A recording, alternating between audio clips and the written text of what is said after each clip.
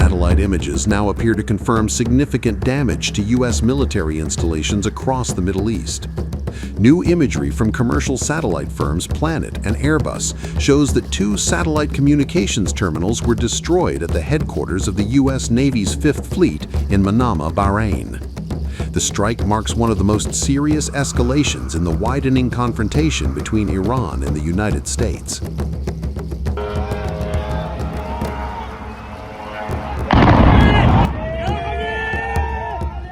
According to an analysis by the New York Times, drawing on satellite imagery, authenticated videos, and official U.S. military statements, Iran struck at least 6 American military sites after Washington and Tel Aviv initiated attacks on Iranian territory. The assessment paints a stark picture of a coordinated and far-reaching response unfolding across multiple fronts. Exactly how many missiles or drones were launched remains unknown. It is also unclear how many were intercepted before reaching their targets. The fog of war lingers. But what cannot be obscured is the damage. Cornerstone of American naval power in the Gulf. Fireballs erupt against the skyline.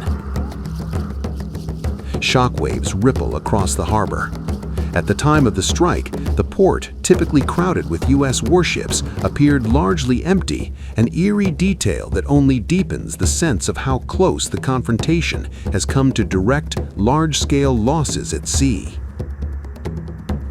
Satellite images taken Sunday reveal the aftermath in chilling clarity. Communications infrastructure obliterated, multiple buildings heavily damaged, others reduced to twisted debris and dust. What was once a symbol of American maritime dominance now bears the visible scars of a rapidly widening conflict. In Kuwait, images from Ali al-Salem Air Base show collapsed rooftops following reported Iranian strikes. U.S. officials say 3 American service members were killed and 5 seriously wounded in an attack on Camp Arifjan, though no satellite imagery of that specific strike has yet surfaced. In Erbil, Iraq, footage shows repeated strikes on the military installation at Erbil International Airport, where U.S. forces are stationed. Smoke and flames were seen rising into the sky. By Sunday morning, reports claim at least 4 structures damaged or destroyed, with fires still burning into early Monday. In the United Arab Emirates, satellite imagery from Jebel Ali Port shows smoke rising from a large building inside a fenced U.S. Navy recreational zone. Though not a formal U.S. base, Jebel Ali remains one of the Navy's most frequently used ports in the region. A widely circulated video from Camp Buehring in Kuwait appears to show a drone flying over the installation before exploding inside the perimeter.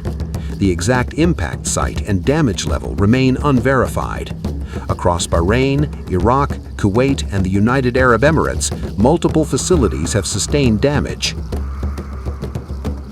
While no fatalities have been reported outside Kuwait, the sheer scale of the destruction has sent shockwaves through military and diplomatic circles alike.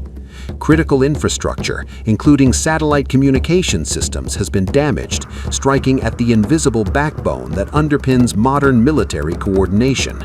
The disruption raises urgent and unsettling questions about the vulnerability of U.S. military installations across the region, facilities long assumed to be hardened, shielded, and prepared. If communications can be shaken, what else lies exposed?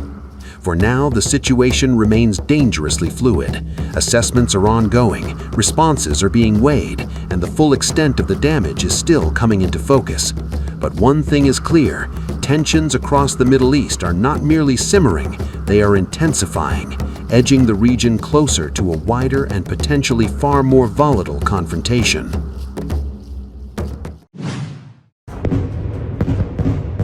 Beirut woke to fire. Before dawn, Israeli warplanes roared low over Lebanon's capital, unleashing airstrikes on the southern suburbs after Hezbollah launched rockets and drones toward a military base near Haifa. The escalation comes amid surging regional tensions following the reported killing of Iran's supreme leader Ali Khamenei. Plumes of thick smoke rose over residential districts in Dahia as explosions shattered windows and jolted families awake.